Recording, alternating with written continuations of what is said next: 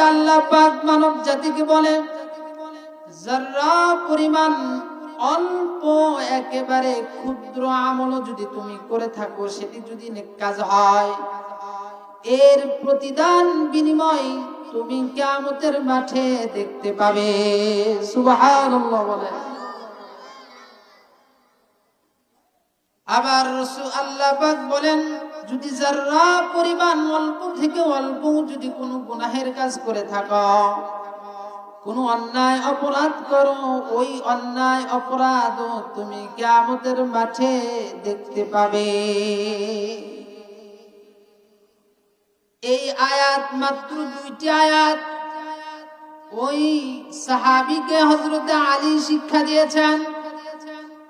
এই 2টি আয়াত শেখার সঙ্গে সঙ্গে হাদিসের মধ্যে এসেছে, ওই সাহাবী বলতেছিলেন, হাসবি হাসবি লা উবালিয়া আসমা গায়রাহা,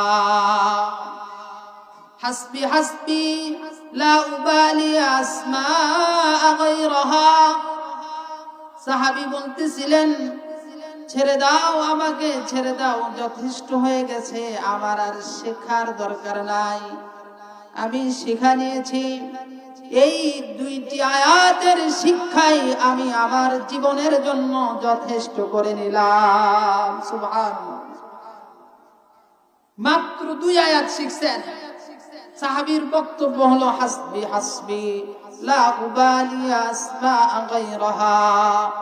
বাস, মাশাআল্লাহ, আমি অনেক শিখছি, এটাই আমাকে মুক্ত করবে, এটাই আমার জন্য যথেষ্ট। সুবহানাল্লাহ জোরে বলে। সাহাবী চলে যায়, হযরত আলী তাকে ধরে, না না, আরো অনেক শেখার আছে, দাঁড়াও।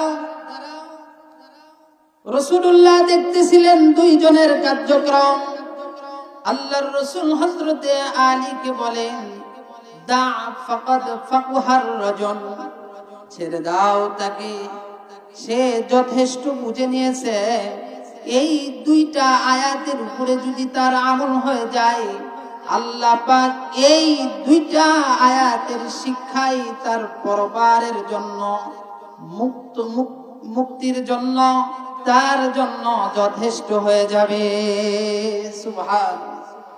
দা ফাকাদ ফাকহার রাজুল, ছেড়ে দাও তাকে, হয়ে গেছে। সেজন্য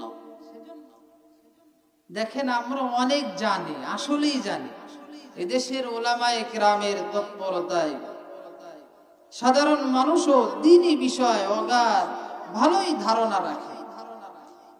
যদি জানা অনুপাতে আমাদের আমল হয়ে যেত, তাহলে অবশ্যই আমাদের জীবনে পরিবর্তন আসতো, বরকত হতো। কথা বলেন ঠিক কিনা? সম্মানিত উপস্থিতি,